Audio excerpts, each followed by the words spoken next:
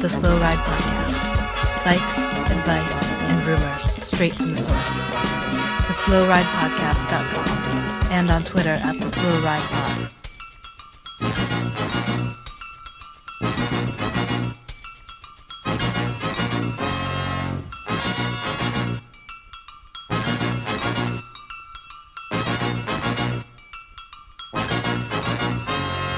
Hello, this is the Slow Ride Podcast, a show about bikes, life, and cycling rumors. I'm Tim Hayes. I'm coming at you guys from the city of brotherly love, Philadelphia, and I was only called a jerk today by like 5 people. That's it? That's pretty low. That's Especially slow. for Philadelphia. Yeah. Low for you in general. Yeah, exactly. It is a lot of brotherly love there. I got into the airport cab, and the guy, I told him where I wanted to go, and he immediately scoffed, and he said, seriously? And then he got out of the cab to try to find someone else to share the fare, because I was only going across the street. Why are you taking a cab across the street? Well, it's I thought across you're the into highway. running now. It's across the highway. Anyways, I'm a little guy. I'm in Minneapolis. It's cold as shit here. It's really terrible. It's like fall. Isn't it May? Isn't it middle of May? No, I'm pretty sure it's got October. It's like 45 degrees and piss and rain periodically. It's a doozy. That's me. All right. And I am Spencer Howe. I am located in Boston, Massachusetts, where it's been pretty pleasant, I guess, and nobody called me a jerk at all today. So that's positive. Did you stay home? Sick day or something? Yeah. Yeah. So that's why. the bike world, guys, was pretty busy. And then as we had going on, we had the Almanzo and little guy. Quit twirling your microphone around a little bit and tell us how the Almanzo dirty gravel fondo thing you did went. Oh, it was good. It was a really great time. What the hell is the Almanzo? We talked about it last year. Almanzo? I'm not explaining. People know what the Almanzo The Almanzo is a gravel grinder, and it's one of the most Tim popular gravel grinders. There you go. I did the 100. I'm not crazy enough yet to do the Alexander at 380 miles. There were 13 starters in that, and I don't know how many started in the 160-mile middle one. But great race. I think Penn Cycle really stepped up along with the Spring Valley Chamber of Commerce and kept the race going after the original leader wanted to step aside. So it was really good. Maybe the numbers were down a little, but it was a lot of fun. Same great course. I don't know. It was wonderful. Any flat What can I tires for say? you, little guy? No flat tires. The only mechanicals were the usual. When do you guys think I cramped? Let's get some guesses. I can tell you exactly because it was right after a turn. How many miles was it? Yeah, how many miles? Tim, what do you think? No, how many miles was the race? 100. It's 100. It's called the Almanzo 100. Okay, you cramped at mile 12. No, 84. Wrong. Oh, in between. I'm in between. 48.2. 48? It's probably 0.3 because we came around the corner and we went a little ways down the road. And then I cramped. Didn't even see it coming. You know, sometimes you see it coming. This one was just, I was like, oh, I better move. Oh, crap. I can't move my leg. Got to pull over. So little guy, we have people now that listen to our podcast from all over the world, which we'll get to in a minute. Yeah. How many people show up to this event? It's probably a good 1,000 at least. I don't know. So it's a pretty big deal. It's a pretty big gravel grinder. It's a big well gravel known. grinder. And It's well known. It's beautiful. It's really it's the in best Minnesota. race. And it's in southern free. Minnesota. It's See, free. this is what I was trying to get at earlier. Oh. You guys shut me down like everybody knew People- what it was. Everybody has Google. They have access to the Google.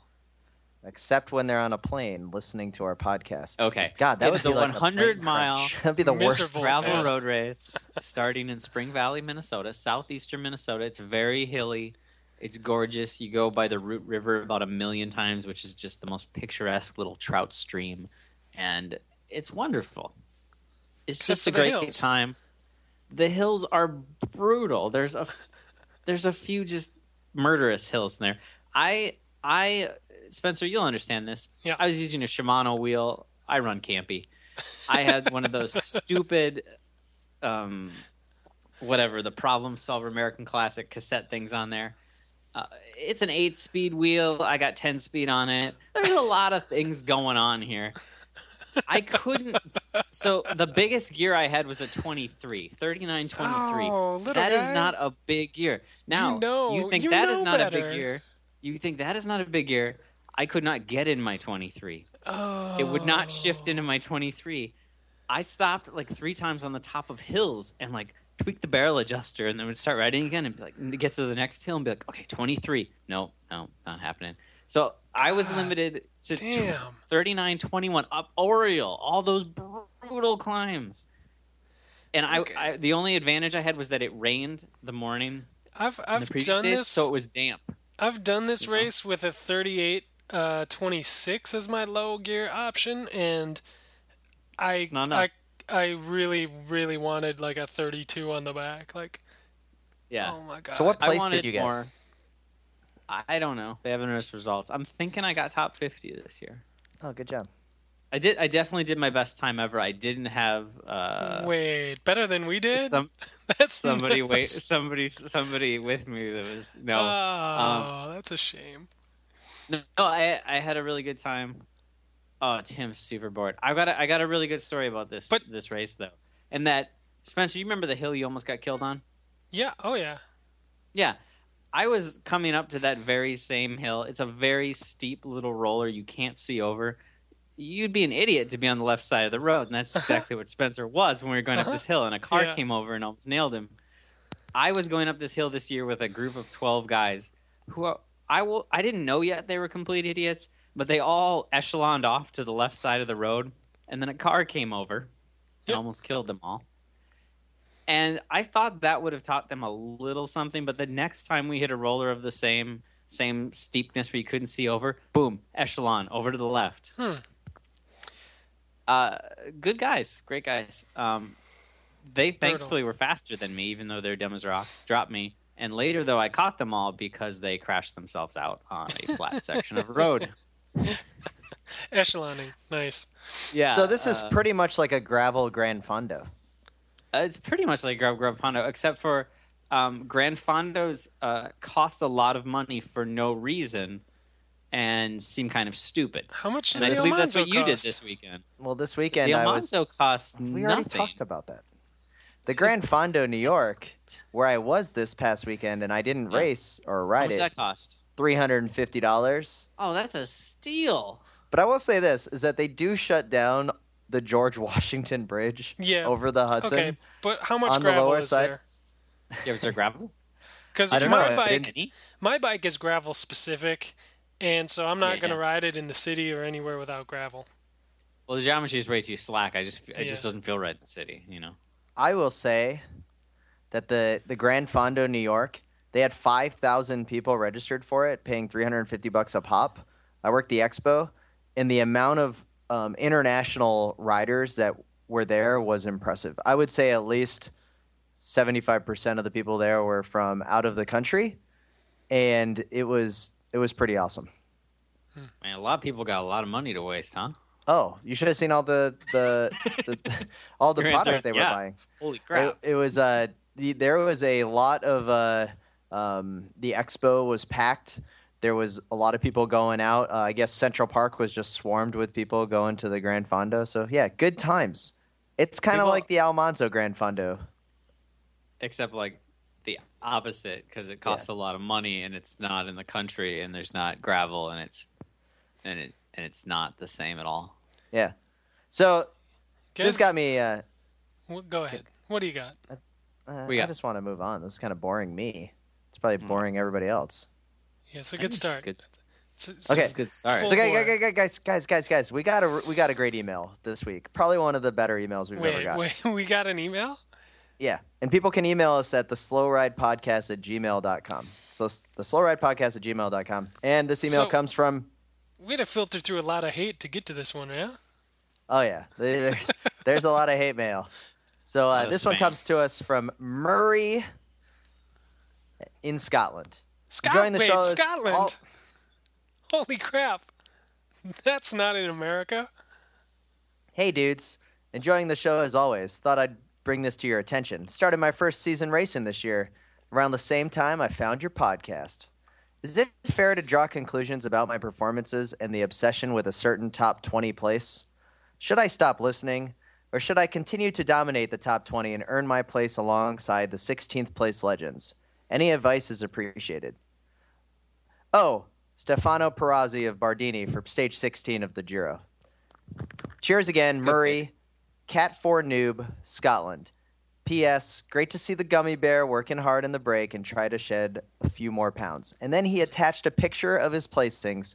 He has 2 16th place placings this year, both in road races. In the Peeble CC road race, a 3-4 race in Scotland, 16th place, and the Reavers road race, 16th place. The bigger question, though, it does not tell us how many people are in the field. So, Murray, I hope that there's at least 17 people in the field. But great job. We're proud of you. Very good. Thanks for the wonderful email. Good pick on your 16th place attempt, and we'll enter that in. And, of course, he's alluding to our 16th place for the 16th stage. And this time it's sponsored by Swift Cycle of Gainesville, Florida, sending out some water bottles and some socks.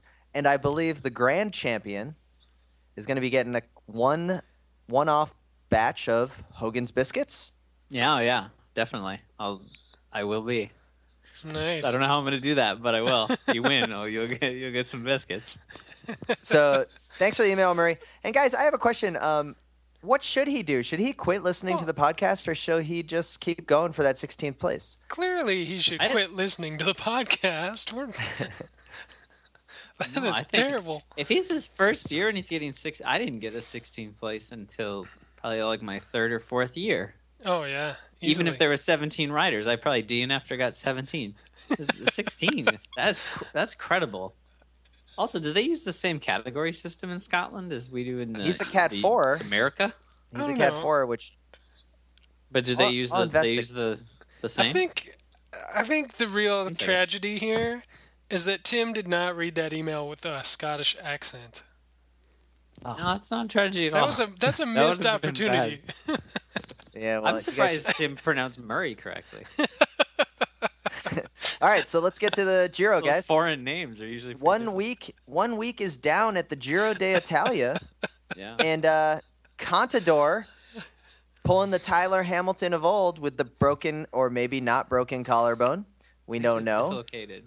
Yeah, we know. Yeah, it was just dislocated. I think it's fake. I think the X-rays were fake. We don't know. Anyways, Contador has the lead.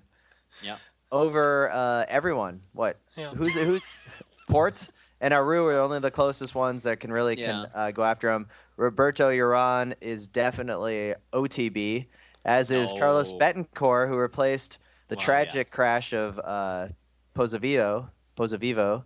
And now all of a sudden it's a 3-man race. No, what do you guys Port's thinking? Gonna crack. Port's gonna crack hard in the 3rd week. You know it. He's never lasted a whole Grand Tour. Special bus or no special bus, he's going to crack. And Rigoberto is going to sail onto the podium. He is definitely on the special bus. He needs a little bit of help. Did you guys help. see the pictures? Did you see the pictures? The bus tour? I saw they were posted. I did not care to check out his magic bus. It's not that exciting. It's just a bus. He's got a really big bedroom, though. I think his bedroom's bigger than my bedroom. Nice. I did watch the inside scoop on the movie star bus, and they were like, "Yeah, we got this bus from some other team. It's like a 12-year-old bus. This bus is ancient," and kind of went through, and it's all beat up and kind of dented inside, but the outside looked pretty nice. So, what do you think of the Contador right now? Only has a 3-second lead on Fabio Aru, who his lawyer has confirmed is taking legal action against Greg Henderson for Greg Henderson's Twitter comments, in which Greg Henderson was alluding to, some issues with the Team Astana keeping the license. Yeah. I don't know. I think Aru's going to win, personally. You do? He looks really good. He looks strong. He's obviously not afraid of attacking. Look at us talking about the race here. We're talking about the lawsuit. I don't give a crap about the lawsuit. He'll probably win that, too. He's going to win everything. All right. So, little guy, if Aru takes it, we assume Alberto Contador will probably take second. Who's going to be the 3rd place on the podium? I think Caruso. Wrong answer. Leopold BMC. Koenig. No. Okay, No. Damiano No, Cunego. truthful, I want Cunego's to only Caruso. Cunego's only 3 minutes out. Dude, it's gonna be Landa. Have you seen how Landa's riding for Astana? He's So killing well. it. So well. He's chasing. Aru attacks and he chases him down, and then just kind of sits there and then goes to the front and then chases down every move. Like he looks ridiculous. So he's chasing down his own teammate. He's on some Astana form. He's on some Astana first year form. Astana form. We all know you go to Astana and you have first year Astana form. Who did It's he way race better. for last year? Don't remember. He probably raced for Astana. I probably sound like an idiot. I'd have to look it up. So I'll the do Giro's looking good. Any surprise performances? I mean, I know Benat won a stage. That was pretty Oh, cool. God, that was terrible. We saw probably the most disgusting crash in the history of cycling That was with the yeah. dislocated elbow. I was watching that with a fan of the podcast, Derek Lewis, and one of the guests or one of the hosts of the Speed Metal Cycling podcast. Find him on Twitter, Gage DeSoto. That was pretty cool to watch that with them and see the horrible dislocated arm, and that is seared into my memory. Yeah, that was really bad. It's hard to even think about. I mean, Why was that guy leaning over that far? It was terrible. that's the thing. Is like any crash in cycling is pretty. You don't want to see that stuff happen. Like they can affect the outcome of the race, but if it's a rider error, if it's something, the crash in the rain because they're going hard, if they, whatever the circumstance, usually you're like, oh, well, those are the breaks of the game. But when a photographer leans too far out over the barrier into the sprint finish and his lens takes out a rider, that's no longer the breaks of the game, you know what I mean? Like, Yeah. I have issue with that, So- and I don't know if they need dual barriers now to keep people 3 feet away or what, but it's getting out of hand. This is, multiple instances of this kind of Well, crashes. We had all the selfies last year in the Tour. Yeah. But remember even Tor Husfeld? Remember when Tor Husfeld got cut with that giant green hand of the PMU sponsorship at the Tour Yep. Yeah. from the guy leaning over? And then of course the greatest crash in the history of cycling when Lance Armstrong was pulled down by the little kid's musette bag. So yeah, it is interesting, but the bigger thing to me, the one of the things I want to talk about, not really the bigger, is that what is up with the lack of any editorial standard by the camera crew and the video producers? Why are they all of a sudden doing a jump cut to probably the most nasty crash that anyone's ever seen? And then they did the same thing when the Pozzovivo crashed on the mountain. Yeah. Like it's what people want to see. No. Unfortunately, I think people do. Filter it. You do, but you don't. You do, but you don't. Right? Because you don't watch it, then you go look it up later. So, yeah. I haven't looked it up, and I don't ever want to see that arm again. Before we talk But we all saw it. Before we talk about the horrible fan interactions that we're starting to see, is there anything else that we want to pick up on the Giro? I want to tell you what I just learned, that Landa did ride for Astana last year, so I'm an idiot. That's There you pretty, go. Before that, pretty he was a carrot before that. Oh. So guys, I don't think we need to check in at all to our Velo Games Fantasy League yeah, probably or not. anything. Is that because you're losing? So I'm just going to go ahead and let's start talking about Tour California, one of my favorite races, probably the biggest race on the calendar. I think we do actually need to check in on the Velo Games Fantasy League because we have some people, some dedicated listeners who are leading and trailing this thing. So, we need to give them their due. All right. Team Scuzzy, run by Tovik, is leading, followed closely by friend of the podcast and Florida author Alex Hutchinson, who wrote a mountain bike book called Twisted Trails, is in a close second place. And then Bob's Mountain Club by Devin is in third. Among the people, among the expert. The race within the race, you might say. The race within the race. For the fish jersey, the right? Slow Ride you get to wear the fish podcast. jersey? Yes, the Slow Ride Podcast B team. Spencer Howe is in first place with roughly a 130-point lead over Hogans Biscuit, extra natural snack treats. I'll race that tomorrow. By a little guy. And then I'm down there. I'm waiting. I've got I'm about 300 points behind Spencer. Capital City Meats in third, but I am proud to report that I am beating Keith Richards' army by 2 points. So with that, Good I'm job. winning the race within the race of the Swift cycle competition. So Congratulations. good stuff there. And we're proud to report that all of us are beating roller derby. See, Luke, that's what you get when you get rid of the greatest website in the history of fantasy cycling. What I think the biggest upset in this Velo Games version What's that? is our hero from several of the Grand Tours last year, Brian Girding, is down near the bottom here. Top Sport Minneapolis, maybe about 8 guys from the bottom. He cleaned up in our league last year, and maybe doesn't have the magic. Maybe he was on some first-year Astana form. Yeah, probably. You have a big year. It's hard to maintain it the next year. He probably didn't train enough over the winter. He's going to like functions and gatherings to celebrate his winnings. His fan club probably took him out for too many brews. Mm-hmm. So, guys, before we move on to the, we do need to bring up one thing on the Giro, is that Carlos Betancourt is in 32nd place, only 20 and a half minutes down on GC. No problem. Carlos has found himself in a break a couple of times near the front of the race. He's looking good, slimming down a little bit. I think that he's going to make a move for a top 20 placing come the third week of the Tour. He has all of the pressure in the world on him because he is now the team leader of HGTOR. So we'll see if he can come back to where we all know he belongs. I think so. He's going to win 4 stages in the last week. All right, so let's go to the big coverage, and that, of course, is that Bradley Wiggins failed to take Alex Dowsett's British 10-mile record. And, of course, the only reason I'm bringing up Bradley Wiggins is we have since learned that he actually won the Tour of California last year, which none of us even knew. So congrats, Bradley Wiggins, for failing to overtake Alex Dowsett's record, and I hope Bradley Wiggins is freaking out a little bit about the hour record challenge that's coming up on June 7th because it's not looking so good for Wiggo. Oh, he probably did a big block of training the week before. Big block. We'll But see. you remember what he said? He said he could beat it if he woke up the next day. Next day. So 10 miles is it's not the same as racing on the track, though. You know, it's a little. I'm Anyway. just saying. Yeah. All right, so Tour of California. What do we got?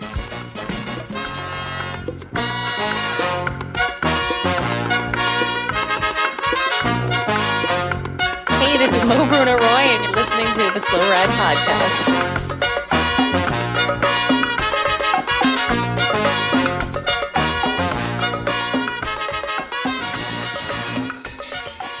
How do you want to start the next segment? I don't know, little guy. Maybe just start talking about the Tour of fucking California. I don't want to have to edit this. Hey, the Tour of California happened. Turned out it was interesting, and I didn't watch it because it's usually stupid. It's the most stupid. It's the stupidest race ever I think it's pretty awesome. for that 10 Sagan years won. straight. No, I know. It's great that he won. Because if you look back, the first time it happened, we had a Floyd Landis win, followed by, 8 Levi Leipheimer wins. Chris Horner won it. Our favorite, TJ, fan of the pod, TJ Van Garderen, he's won it. And then I guess last year Wiggins won it. But that's news to me. So how many years has this gone on? Because that's 12 editions. 12 Are you times just- then, I guess. Okay. The reason I hate the Tour of California is because, they have these little mountain stages, but they're not really great big mountain stages. And so the overall is always decided by the time trial every single time. Like from the very first time they did it with the opening time trial in San Francisco to last year, it's always wherever they put the TT in the stage race, it decides who wins. And this year, the TT stage got basically canceled. It got shortened to 11K, which is basically nothing. And all of a sudden, a non-TT type of guy wins the TT, and all bets are off. Like, all of a sudden, the race is wide open. And it was easily the most exciting edition of this race ever, and maybe one of the better races of the year, depending on how the rest of everything shakes out. And that is why death to time trials. Yes, so get rid of the time trials. Good point. Agreed. I'm looking at the results. I do see Phil Guyman got 14th. Top American was Joe Dombrowski. What place did Horner get? I can't see.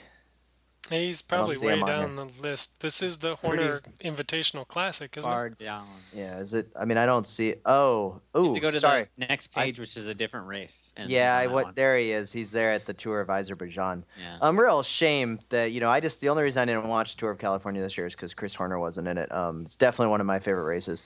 Okay, here's what it is. I don't like stage races that come down to time bonuses. So Really?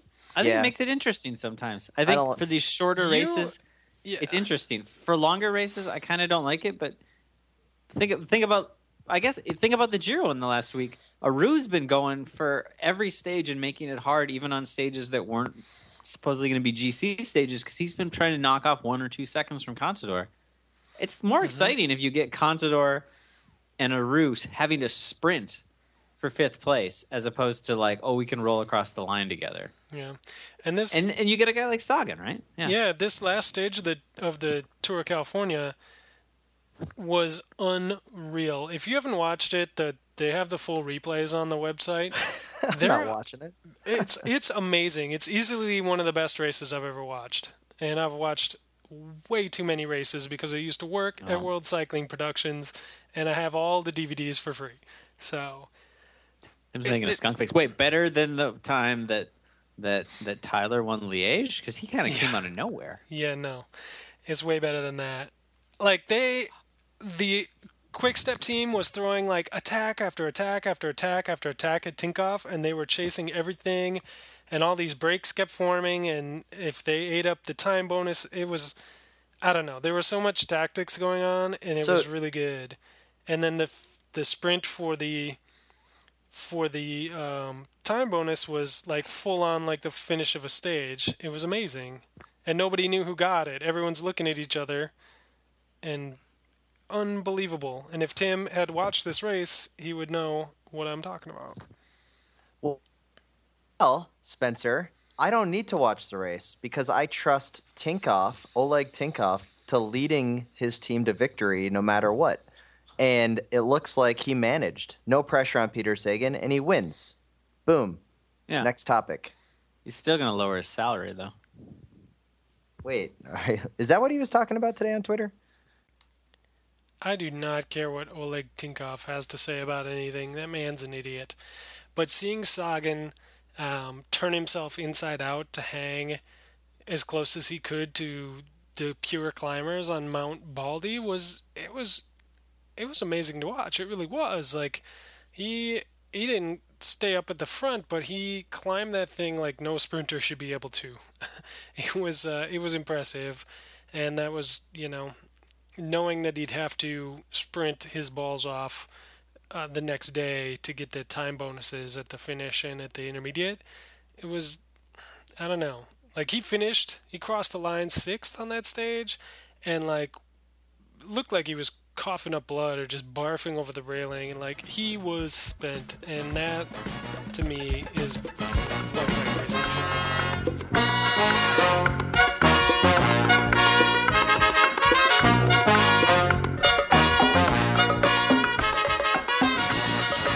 So, okay, the only thing I want to talk left about the Tour of California before we get to our illustrious podcast reviews is the Antler guy was out there running again, and I really, really hate that guy, and I hate fans running alongside racers taking up, making them the show. I don't mind a little bit of running, maybe 5-10 feet, while you're clapping up a steep climb.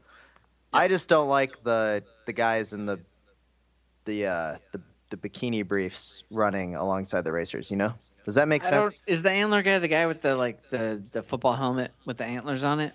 That guy? Yeah. Okay. I only like when the running guys are drunk Basque guys. Have you ever no shirts on? What about you, Spencer? Have you ever seen someone trip someone on purpose that was running alongside or something like that? What do you mean? Is that a good tactic? When the Antler guy's running, and then someone nonchalantly sticks their foot out to trip them? Would that be a good way to get them to stop? I don't know if that's happened or not, but if I was standing on the climb, I would definitely trip somebody wearing an antler outfit. I watched I'd be worried. Minutes of the Mount Baldy climb at the Tour of California, and I think I saw a guy in a penguin outfit, the antler guy. I saw probably a couple of sumo wrestlers. Like, does every goddamn fan need to be wearing a fucking costume at this goddamn race? Like, That's why the race it's is stupid. insane. But I will say this: the only guy that I would trip, I take it back. I wouldn't trip Antler guy. I might shove him, but the only person I would trip would be the clean bottle guy because it would be really funny to see him try to get up because the costume was so big that he'd like be a turtle stuck on the back of his shell. Poor clean bottle. I'd trip Antler guy. I'd trip him and I I wouldn't wouldn't trip even feel either. bad. I'd probably I'd be trip him worried and that kick they'd him when he was fall on the down. road. Oh, but what if he fell and like he fell and then his antler like went in the spoke of your favorite rider and then he flips over? My favorite rider would So- be at the Giro. My favorite rider would be at the Tour of That's a good point. Azerbaijan. All right. Hey, guys, we got 2 awesome reviews this past week that I think we should read. Everyone, please leave us a review on iTunes or where you can find us. It helps us with our ranking, and we're really trying to climb to the top of the charts. First off, Reggae and Bikes. I stumbled across the Slow Ride podcast somehow on my Twitter feed. I was hooked right away. Perfect blend of racing talk, bike politics, and humor. The personalities all mesh well, and I can appreciate the depths of their cycling knowledge. Ooh. I mean, I appreciate that, our depths of cycling knowledge, but as you said, it continues on. I think the clincher for me was the interview with Eric Saunders. I followed his career for a while, and it was great to hear a long interview with him. I find myself always checking the feed for new episodes. Keep it up. Luke. Thanks, Luke. Thanks. We really enjoyed that Eric Saunders interview either. Do we have any interviews on the horizon, Spencer? Not set in stone, but we got a few things in the works, so we'll keep you abreast of that. But they'd be some doozies if we get them lined up here. So If anybody has an interview or suggestion, send it our way because maybe we can work something together. And then They Get It. That's the last interview. For years, I've been looking for a reliable podcast that discusses the minutia of the most elite cycling habits at the soft serve machine. And these dudes did it. From making fun of fat bikes to discussing the finer points of greenway etiquette, the Slow Ride podcast has it all. So, little guy, they're liking your stories on the greenway. I got a new one. You want it? Yeah, of course sure. you do. It's all rambling. Okay, you guys will know I've been doing a lot of work on the van. A lot of work on the van. Well, we have to get it ready for the Richmond, Virginia Slow Ride podcast. Yeah, I want show. it to be safe for you guys. Uh-huh. So I am doing like all the ball joints and the tie rod ends and new wheel bearings and new brake rotors and new brake pads. It's a lot of stuff. So I had to take the steering knuckle downtown so Matt McDonough could press in a new lower ball joint for me. So I biked downtown with the ball joint in a trailer, rattling around, gave him the steering knuckle, went over to the impound lot and picked up my tree that I ordered from the city of Minneapolis. So I had a 7-foot tall oak tree in my bike trailer, and I biked on the greenway with this bike with this oak How do tree you in my pick up trailer. a tree from a car impound lot? That's where they were giving them away. You could order them through the city of Minneapolis. They're at the impound lot. I don't know why, but I had a 7-foot tall tree in my bike trailer, and I'm biking home. It took me a really long time to bike home. It's really hard to bike with a 7-foot tall oak tree. But Okay, you make a lot I of friends believe on the you. greenway when you have an oak tree in your trailer. Everyone's happy to see you, and it was nice. But the best part of my ride was when I got almost home, and I get off on the 5th Street exit. And the 5th Street exit is different because the road passes at grade. And I look up ahead right before I get there, and there's a car right in the middle of the intersection. And it's got its flashers on it. I was like, oh, man, that's so bad. That sucks. That person's car broke down where it's blocking the greenway. How am And then I going to got get there- my tree around it? Well, I could get around it, but I got there, and the best part is I noticed that the reason their car stopped working in the greenway is one of their ball joints failed, and their wheel fell off. So, good reminder for myself to always make sure your suspension is in order. You don't want your wheel falling off, especially if your wheel falls off where now your car is marooned in the middle of an intersection blocking Minneapolis. Lucky for them, it's really just cold as shit outside, and there's no So- one on the greenway. one of these times we should just do a Slow Ride Podcast Greenway tour. Yeah. And we have Good a lot times. of great tours that we can do in Minneapolis and St. Paul area on a bike ride. One thing that came up just to end on my take before I bounce it over to you, Spencer, for finishing thoughts, is that I put a picture up on my Twitter. You can find it at the Super Rookie. And in Miami, there was a bike podium, a podium bike that I had never seen before. It was 5 gentlemen standing on the podium, first, second, third, fourth, and fifth place. Why podiums now go to 5 deep in amateur racing in the United States, I don't understand. What color medal do you get in fourth and fifth place? What is that? You Was get that a like you get pewter? you get a cookie. You get a cookie. Okay. So you got the 5 guys, and then right in front of the podium, you have a 6th person holding the bike of the winner. Oh, that's nice. So you have a hashtag podium bike and then a hashtag podium dude holding bike. I have never seen anything like this before. It was quite impressive. Do they Great make thing. the 6th place finisher hold the 1st place finisher's bike like as a punishment for not making it onto the extra wide podium? Oh, man, I hope so, because that would be a great idea.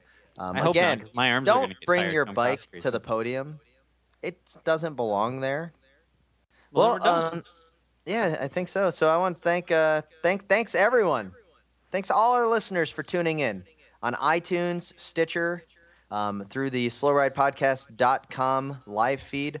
Thanks to BK1 for the use of the track Tema du Cannibal off the album Radio du Cannibal on Rhyme Sayers Entertainment. I love that intro and outro. And thanks to all those tweeting about the show and telling your friends about us. It helps us feel good about ourselves. We have a 16th place contest coming up on the 16th stage of the tour. Make sure you use the hashtag 16th place. We also Yep. have a live show coming at you at the Richmond 2015 World Cycling Championships. Please subscribe to us on iTunes and leave us a review. And remember, always wave, and we will catch up with you at the next cafe stop. Cool. I was going to say something, but it's fine. What were you going to say, little guy?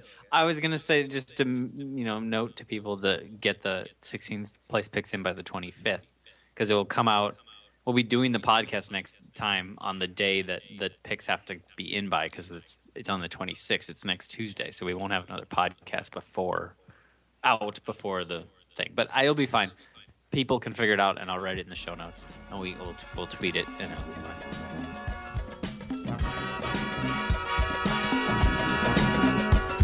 The Slow Ride Podcast. Bikes, advice, and rumors straight from the source. TheSlowRidePodcast.com and on Twitter at TheSlowRidePod.